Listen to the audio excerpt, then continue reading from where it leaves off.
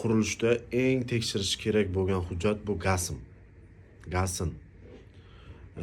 Keyin Sovet GASNni anaqasida, saytida QR kod bor. O'sha QR kod bilan kirasiz. Har bitta qurilish obyektida o'sha QR kod turishi kerak ekan.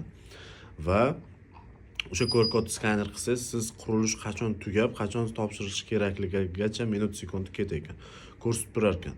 Mana hozir sizlarga ko'rsatamiz. Mana skaner qilgandan keyin MS chiqadi. MS ni bosganingizdan keyin bu mana shu QR kod har bitta qurilish obyektida bo'lishi kerak.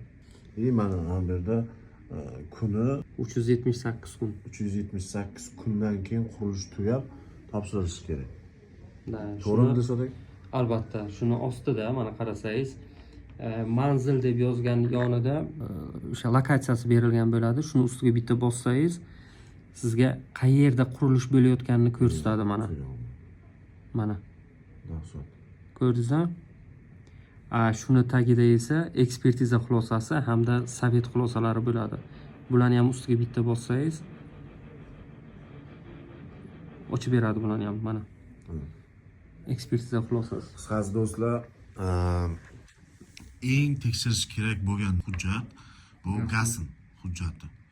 Qayerga borsalaringiz shuni so'ranglar. Qurilish obyektiga borsalaringiz ham, ofisga kelsalaringiz ham GASN hujjatini ko'rib, mana shu QR kodni ko'rib, skaner qilib tekshirib olsalaringiz bo'ladi.